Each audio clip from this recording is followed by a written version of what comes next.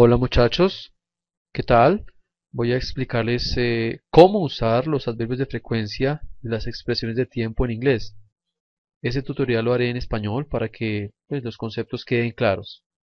Vamos a empezar entonces. Es importante que aprendan y comprendan que tanto los adverbios de frecuencia como las expresiones de tiempo nos están indicando en una oración cuántas veces se hace una acción en determinado tiempo. Aquí está la lista de los adverbios de frecuencia más. Hay más, pero si aprendes estos, los otros serán muy fáciles de manejar.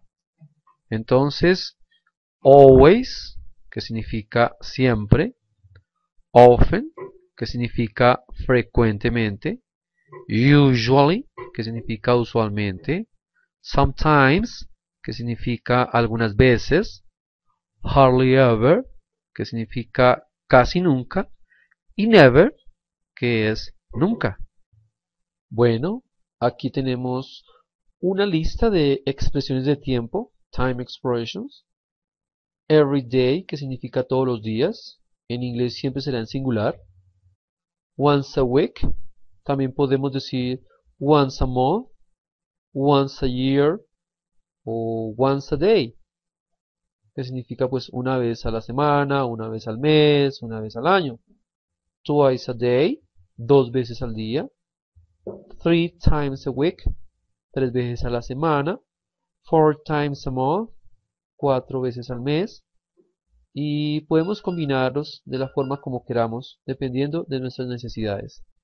Bueno, empecemos entonces con la forma como debemos usar los adverbios de frecuencia en inglés.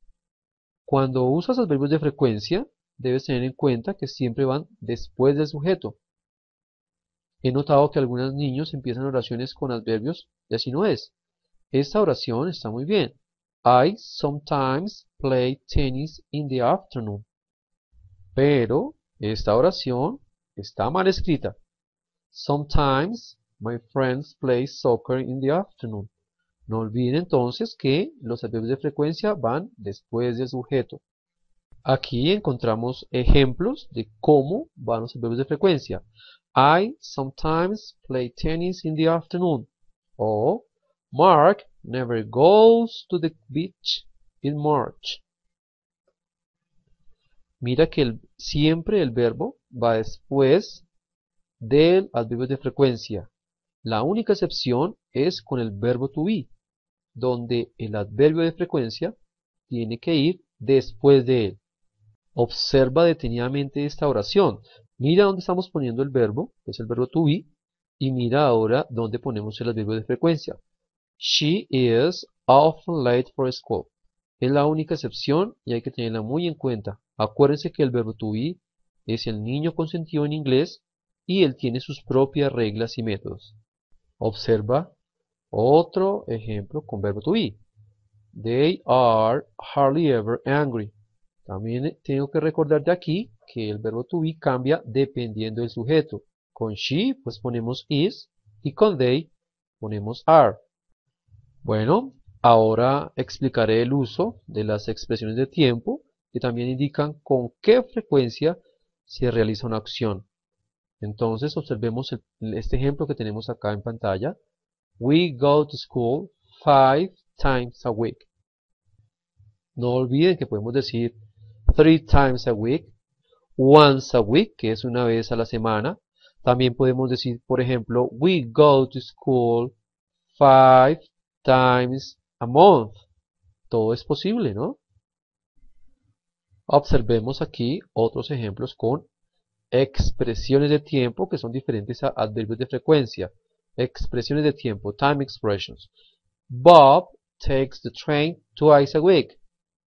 O my mother reads the newspaper every day. Cuando algo lo repetimos todos los días, nosotros decimos every day.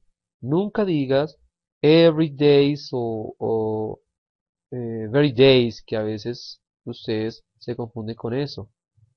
Y por supuesto tengan en cuenta que cuando hablamos de presente simple, sobre todo cuando estamos hablando de she o he, tenemos que poner los verbos con una S.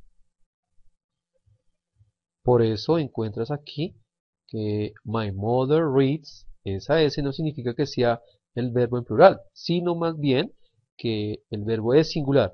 Es algo irónico que pasa y que es diferente a español. Algo que se debe tener en cuenta es que las expresiones de tiempo van al final de las oraciones y no en la mitad. Por ejemplo, aquí las siguientes oraciones están mal.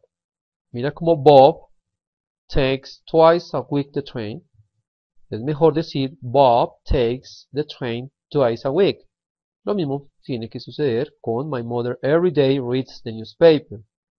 Siempre las expresiones de tiempo, the time expressions, van al final de las oraciones. A veces las encuentras al principio de las oraciones, pero es mucho más común encontrarlas al final. Bueno, aquí otros ejemplos. We have English class 5 times a week. Y Sam studies French once a week. Aquí también otra vez te recuerdo, no olvides poner las S en los verbos cuando es singular. Sam, el pronombre pues sería he, y tendría que llevar ES. ¿Listo? Bueno muchachos, hasta aquí este corto tutorial. Ahora lo que tienes que hacer es ponerte a practicar. No olvides revisar el workbook y el student book para completar todos los ejercicios de la unidad 8. Bye bye.